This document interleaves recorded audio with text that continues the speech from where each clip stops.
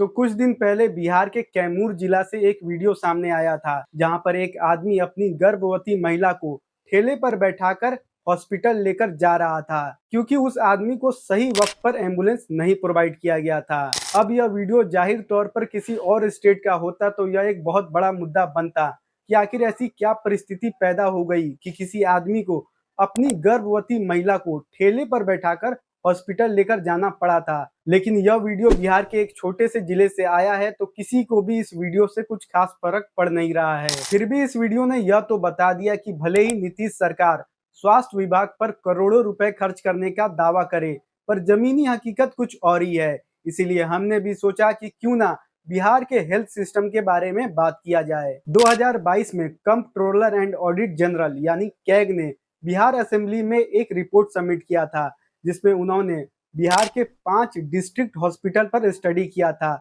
जिसमें पटना भी शामिल था। अब यह बात आपको याद रखना जरूरी है कि इस स्टडी में हमारी राजधानी पटना भी शामिल है। तो सबसे पहले कैग के मुताबिक इन पांचों डिस्ट्रिक्ट हॉस्पिटल में किसी भी इमरजेंसी सर्जरी के लिए ओटी यानी ऑपरेशन थिएटर अवेलेबल नहीं था, ना ही कोई फंक्शनल आईसीयू था और ना ही कोई ब्लड बैंक। यह हॉस्पिटल 15 में से 12 बेसिक ओपीडी सर्विस भी प्रोवाइड नहीं कर सकती due to shortage of specialist doctor and infrastructure. और साथ ही यह हॉस्पिटल किसी भी महामारी या फिर आपदा के लिए भी तैयार नहीं है। इसीलिए हम अक्सर यह बात सुनते हैं कि जब भी कोई महामारी या फिर आपदा आता है तो हॉस्पिटल्स में डॉक्टर्स और बेड की कमी की वजह से ही कितने लोगों की मौत हो जाती है बिहार में।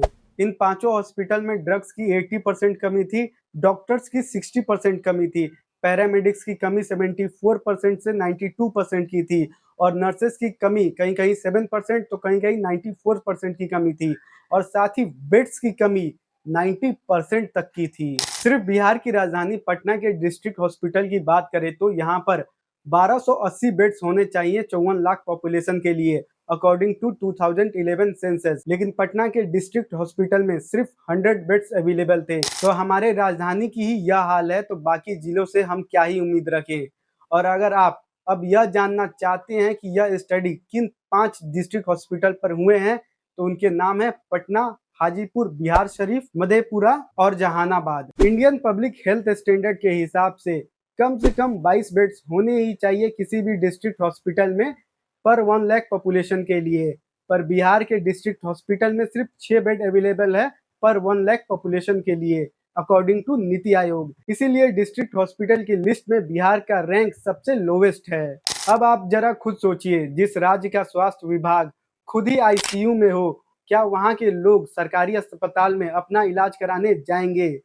इसी जर्जर व्यवस्था के वजह से बिहार का गरीब वर्ग मजबूर होकर प्राइवेट हॉस्पिटल में जाता है अपना इलाज कराने, जहां पर उनके सालों की बचत को कुछ दिनों में ही प्राइवेट हॉस्पिटल लूट लेते हैं। लेकिन आपको पता है असली दिक्कत यह नहीं है कि बिहार का स्वास्थ्य विभाग खराब है, असली दिक्कत यह है कि बिहार के लोग यह बात जानते हुए भी कि हमारा स्वास्थ्य विभाग खराब है, ना इसके बारे में बात करते हैं, ना अपने नेता से सवाल करते हैं और ना ही सरकार से सवाल करते हैं।